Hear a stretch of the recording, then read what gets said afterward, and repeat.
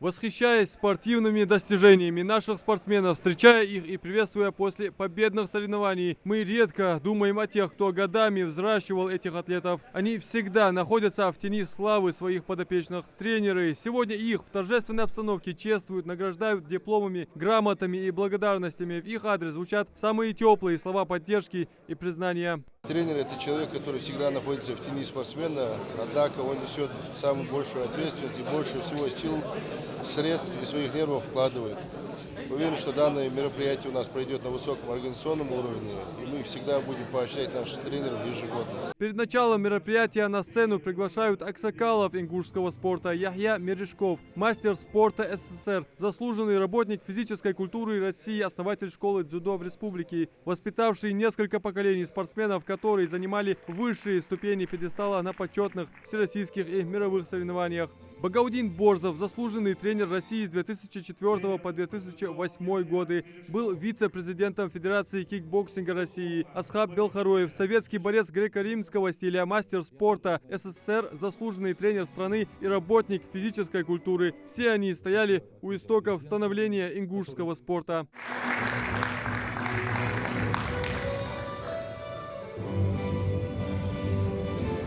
Идея создания конкурс-премии «Тренер года» возникла на совещании Фонда поддержки спорта «Борись и побеждай», который на протяжении долгих лет реализует в республике спортивные проекты. Работа тренера недооценена. К этому пришли уже сегодняшние учредители премии и решили исправить ситуацию. Отбор лучшего тренера, лучших тренеров по своим видам спорта был очень сложный. Конкурсная комиссия, в которой участвовали наши опытные спортсмены, опытные тренеры, которые знают тонкости тренировочных процессов, которые понимают профессионализм тренеров, они отбирали уже непосредственно всех тех, кто сделал заявку по рекомендациям от федерации непосредственно по видам спорта. На мероприятии выступило много почетных гостей, заслуженные тренеры СССР, России, деятели физической культуры и спорта, сами спортсмены и действующий на сегодня тренерский состав республики по самым разным дисциплинам. В кинотеатре «Матрица», где и проходит мероприятие, царит по-настоящему теплая атмосфера. Всего в конкурсе принимали участие более 70 тренеров по 27 спортивным дисциплинам, в каждой из которых выбрали победителя. ММА Хадзиев Акрамат, дзюдо Аксагов Джамалеев. Это мероприятие республиканского масштаба положит начало всероссийскому отбору лучшего тренера. Конкурс проходил в виде онлайн-голосования в социальных сетях. Тренерами очень радостно была воспринята идея проведения конкурса. Участвует больше 27 видов спорта, больше 70 тренеров. Очень много людей проголосовали. То есть это говорит о том, что действительно труд тренера был недооценен, и люди, увидев возможность хоть как-то голосом их поддержать, их поддержали. То есть больше 50 тысяч проголосовавших людей. Присутствует здесь в качестве почетного гостя один из первых мастеров спорта СССР по вольной борьбе Магомед Мальсагов, который захотел поделиться впечатлениями о мероприятии. Когда олимпийских чемпионов, там чемпионов мира, Европы, призеров, их все встречают. А когда вот мероприятие такое, чтобы юношеский спорт поднять, значит, помочь тренерам, значит, это где-то черновая работа, это очень важное. Погоду делают детский спорт и тренера. Вот, значит, кто делает погоду.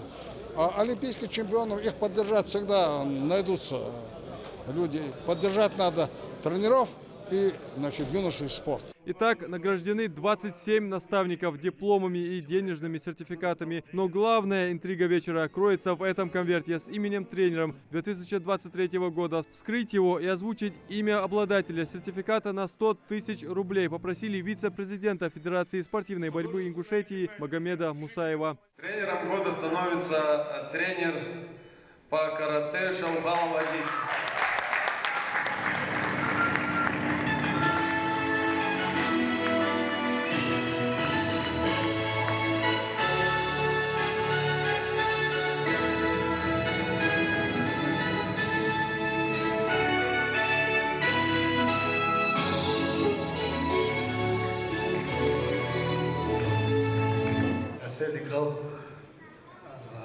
الله رئاسة مشان مستين دولة تباقة organizators رئاسة دولة سيدو بالكم دكتور ساعتهم إخيات سجون رئاسة